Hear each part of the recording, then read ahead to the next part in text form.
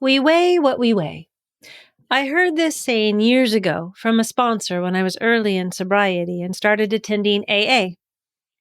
It took me a bit to get it because I was still in it, but maybe you'll get it quicker than I did or already have mastered it. Let's see what you think as you listen into this episode and learn the last half of this statement that was profound for me.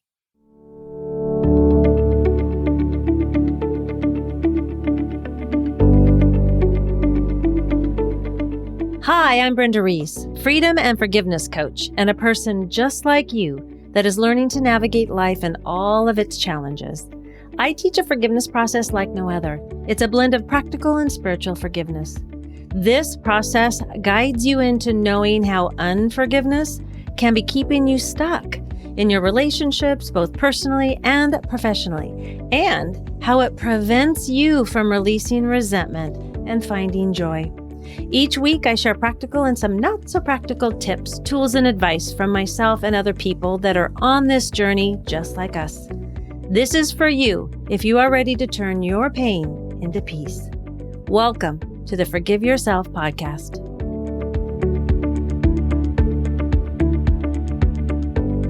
We weigh what we weigh. So let me give you the background of why this statement impacted me so much. Years ago, when I was early in sobriety and starting to feel all the feels, as we say, and not having a coping mechanism anymore with alcohol, right? It was hard. I was trying to live my day-to-day life without my coping mechanism of alcohol, and I was in a marriage that had been born out of addiction, and it wasn't going so well, and I was blaming others for my problems. So I was in my victim story and not quite ready to take radical responsibility, like I talked about in a previous episode. I was blaming my ex and others, parents, friends, all sorts of people in my life for my problems. Now, when I say victim story, I'm talking about the story that I kept repeating over and over, blaming others and feeling shame. Let me give you a definition of victim story, or victim consciousness, as I learned to call it in my forgiveness training.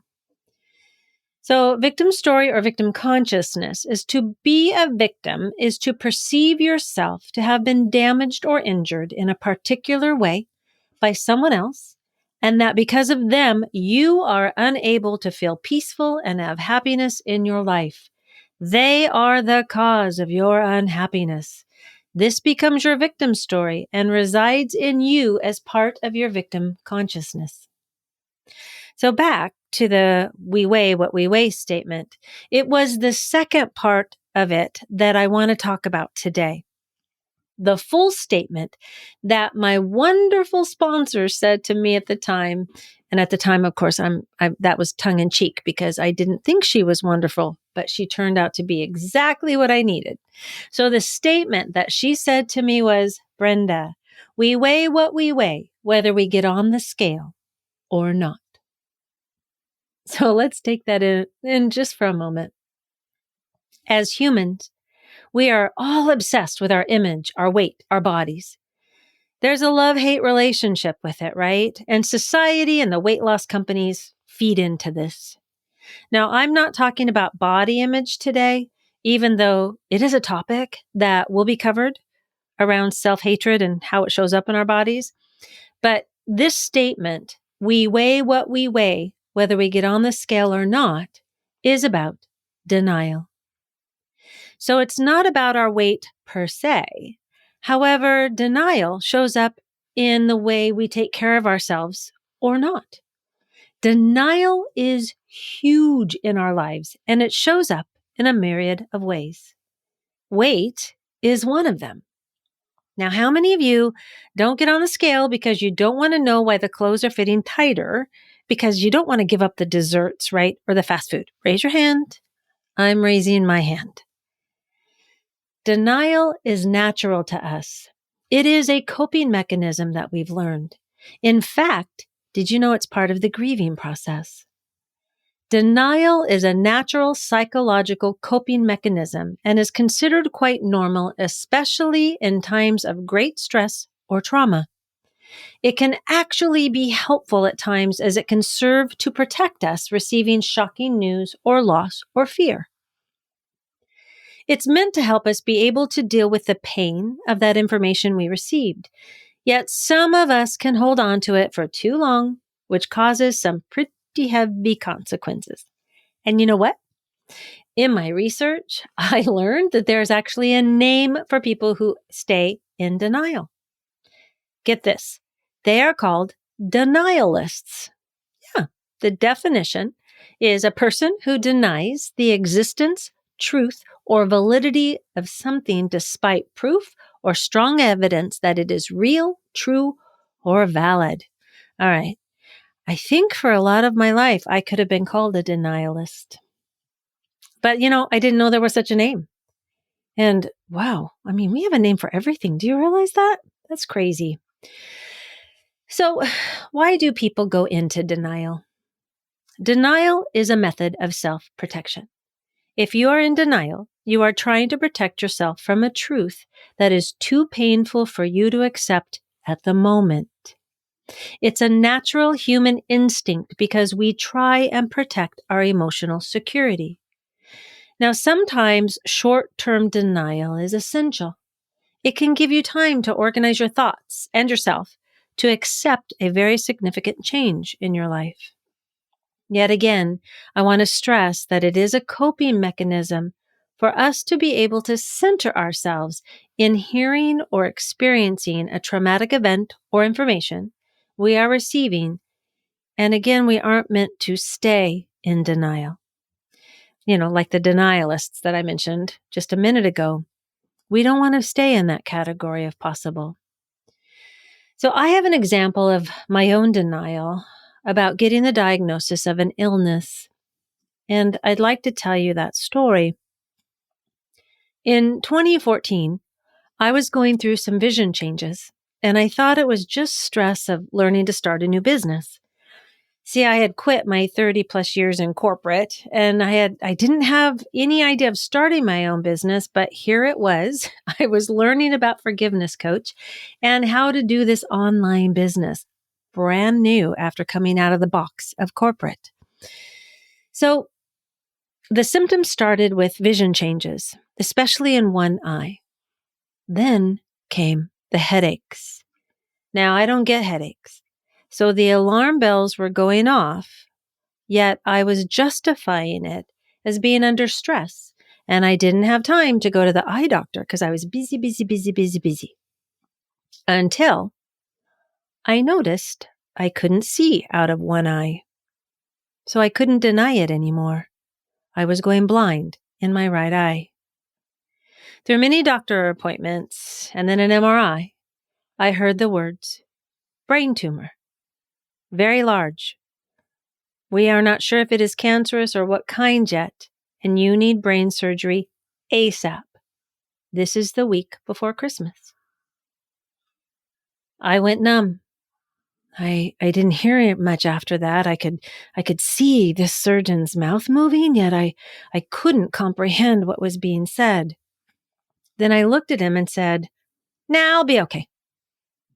He said, "If you don't do surgery, there's no guarantee you won't go blind or that it won't affect other things in your brain."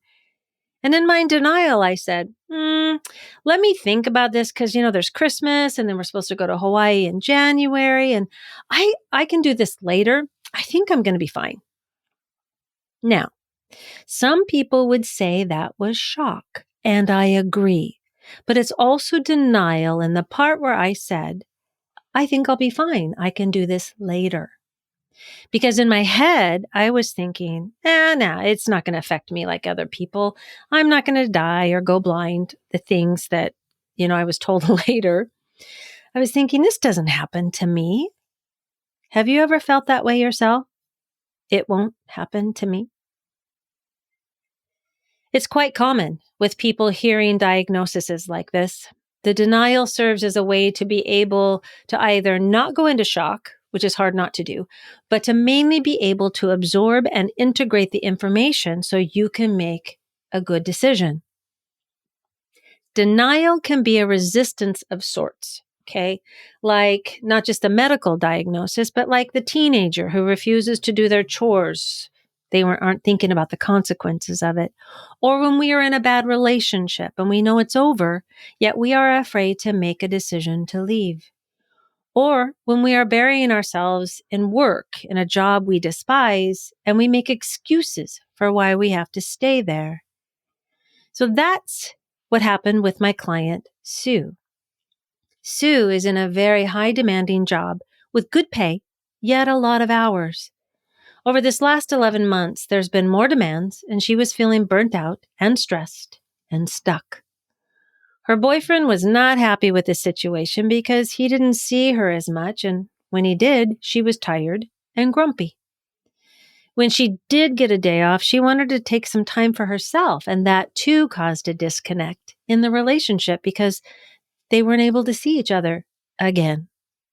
He wanted her to quit, but she kept saying the pay is good and the benefits. She couldn't get that anywhere else. And she didn't have time. I don't have time, she said, to look for another job. And probably it wouldn't pay as well either. Her denial kept her from handling the issue, even though it was causing stress in her relationship that she said she loved being in, and stress in her own body. She was starting to feel like her body was breaking down. That's what brought her to work with me. In working together, she could see where the denial was playing a big role in her life and realizing how powerful it was. She realized she got defensive when her boyfriend wanted her to quit, and she felt he was pushing her into making a decision she didn't want to make. We talked about denial serving a purpose, which is a way to avoid pain. For her, it was around feeling she wasn't good enough, that she had felt all of her life. She didn't think she could get another job. And with going deeper into this feeling of not enough, she found that she was proving herself in her job, and she didn't know how to be accepted or accept herself if she wasn't working so hard. And the other thing of that was, who else would hire me? I'm not enough. So some signs of denial are we're making excuses. We refuse to talk about the problem. We find ways to justify our behavior, like Sue's example. We blame other people for causing the problem, like I was doing with my alcohol addiction, blaming other people and even life itself. You keep doing the behavior despite the negative consequences. You're not able to see this behavior as affecting you or those around you. And you keep repeating that they or you don't have a problem. So some more examples of denial are that we deny that something unpleasant is happening, like a medical diagnosis in my story. People deny that they are forgetting things with cognitive impairment. Okay, that's a denial. We don't want to feel that that's happening, or they don't want to feel that it's happening.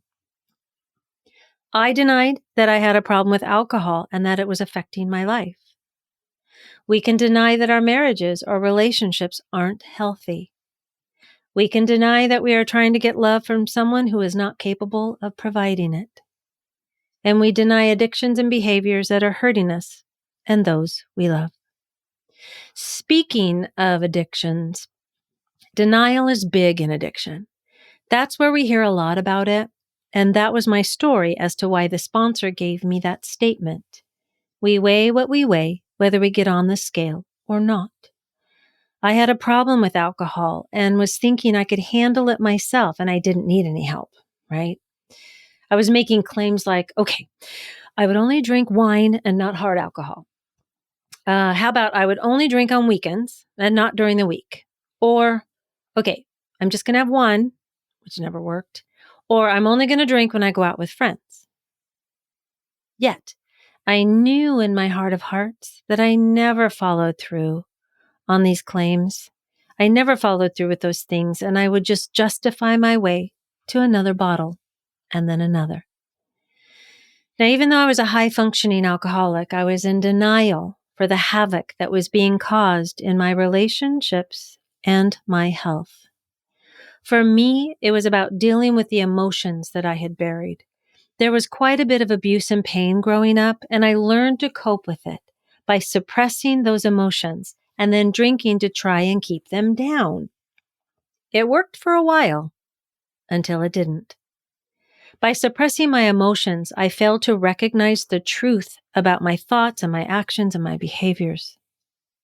Suppression is needed for a time when dealing with trauma, the loss of a loved one, or fear of circumstances, yet it's not a healthy way to cope.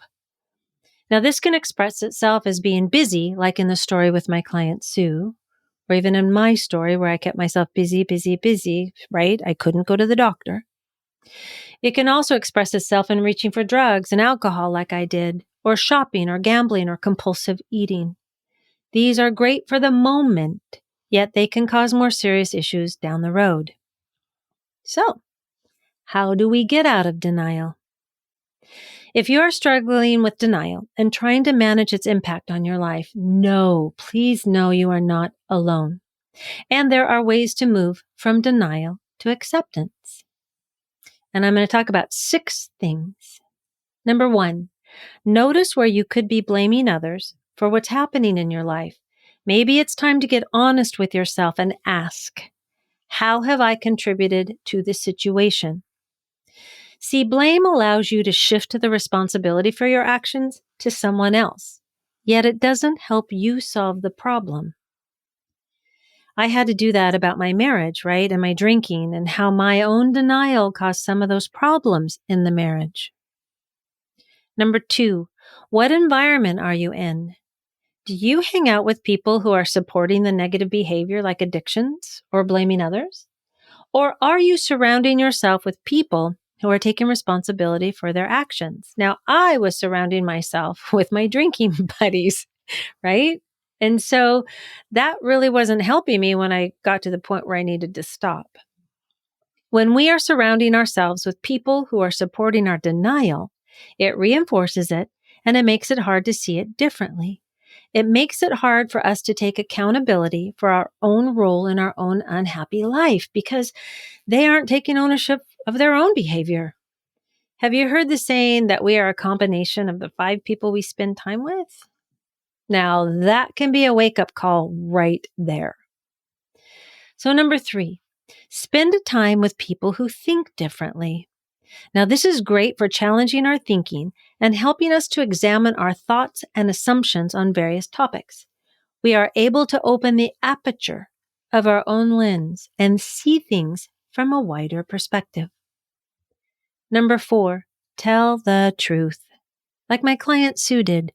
She was able to admit she was hurting herself in that job, and she didn't want to lose herself or her partner based on a belief that was no longer working for her.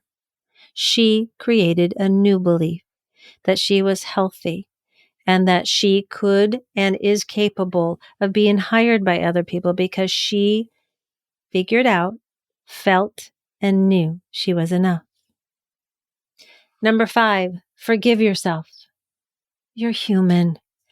Denial is what we use to avoid pain. It's the anticipation of the pain that we fear, and denial is our painkiller. So we can forgive ourselves for being in denial. Instead of criticizing or blaming and shaming yourself, look at your situation with some love and see it as an opportunity for positive change and growth. We don't know what we don't know. Giving ourselves grace is a beautiful gift. And number 6, take small steps. Small, doable steps. Now, Sue didn't run out and find a new job right away. I didn't jump into a divorce right away, or I didn't go back to drinking. It was small, actionable steps. Sue worked on her resume and started to let friends know she was looking for a different job. I went to an AA meeting every day and got myself involved with that community so I didn't feel alone, which helped me to not drink again, and it's been 20 years now. And then after being sober and working on myself, I could then take responsibility for my part in that relationship. And we both agreed that the divorce was the right step for both of us. And then we both started working on our own selves. So to recap, the 6 steps to help you get out of denial. 1. Notice where you could be blaming others for what's happening in your life. Maybe you can start asking yourself, how have I contributed to this situation? Number 2, what environment are you in? Do you hang out with people who are supporting the negative behavior, like addictions? Or are you surrounding yourself with people who are taking responsibility for their actions? Number 3, spend time with people who think differently. That opens the aperture of our life lens so we can widen our view. Number 4, tell the truth, like my client Sue did. She was able to admit she was hurting herself in that job, and then she was able to make the changes she was ready to make. Number 5, forgive yourself. You're human. Denial is what we use to avoid pain. Remember that it's the anticipation of the pain that we fear, and denial is our painkiller. So we can forgive ourselves for being in denial. And number 6, small, doable steps. Sue didn't run out and find a new job right away. I didn't jump into a divorce right away or go back to drinking. So be patient with yourself as you become willing to face your denial. Know that whatever you are or were experiencing that caused you to feel the denial is valid. Your feelings are valid. And all you need is to be willing to face your denial. Keep in mind, denial is a natural psychological coping mechanism and is considered quite normal, especially in times of great stress or trauma. It can actually be helpful at times as it can serve to protect us after receiving shocking news or a loss or fear. However, we do not want to be a denialist by staying in denial. Denial is meant to help us be able to deal with the pain of that information we received. If you are in pain, acknowledge that pain. No comparison to others' pain or how they're handling losses in their lives, because your feelings matter. You matter, and so does your happiness. The important thing is to be able to learn to notice when you are in denial and then overcome it so you can live a much happier and fulfilled life.